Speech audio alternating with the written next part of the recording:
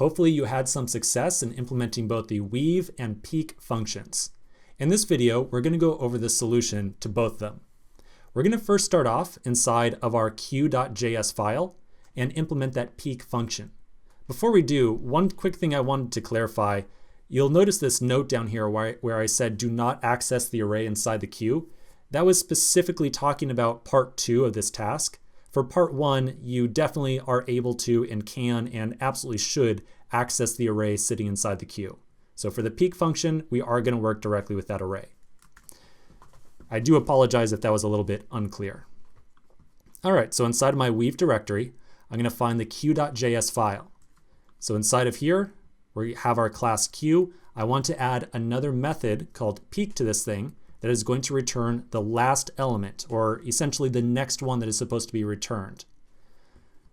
All right, so down at the bottom, I'll add a new method called peek.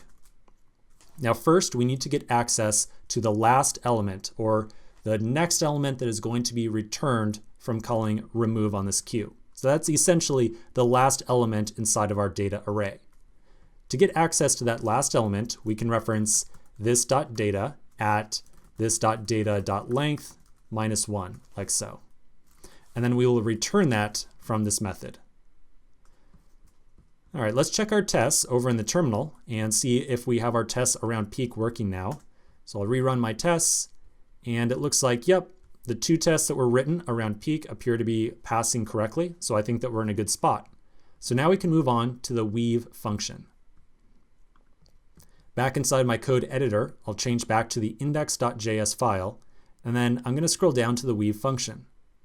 So I think that the first step here is pretty clear. I think that we need to create a new queue that can store the combined result of source 1 and source 2. So we'll say const queue is new queue.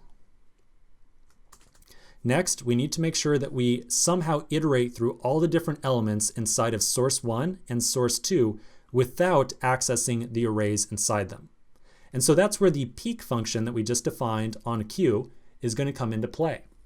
I think that we can probably somehow figure out how to iterate or how to run some chunk of code as long as either source 1 or source 2 has an element that is being returned from peek.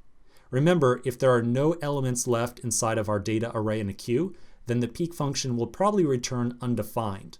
And so that's a key point that we need to keep in mind. So I think that to iterate through all the elements in both these queues right here, we can probably use a while loop. So if we use a while loop, we can say that as long as either source 1 or source 2 returns a not undefined value, that's kind of unclear, but a value that is not undefined from their peek methods, then we should continue iterating with this while loop.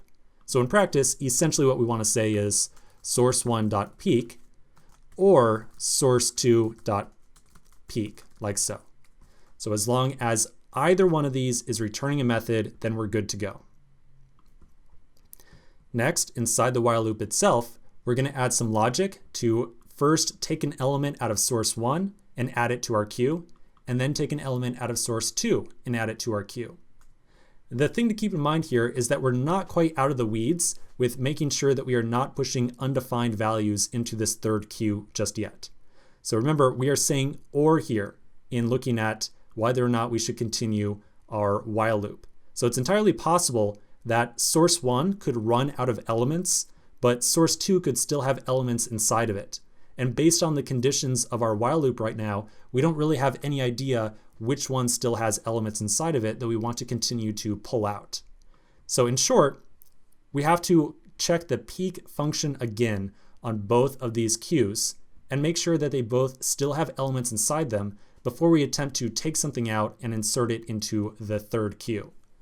So we're going to say if source1.peek, so if there's still an element inside there, we'll say queue.add source1.remove, like so.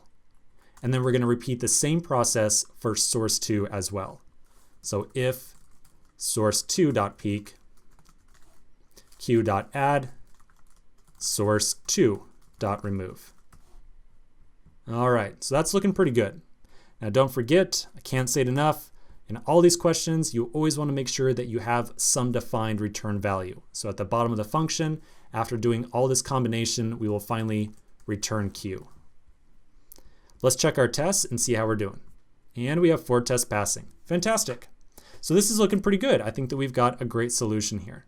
Let's continue in the next video where we're going to move on to our next data structure that is very closely related to queues. So quick break, and I'll see you in just a minute.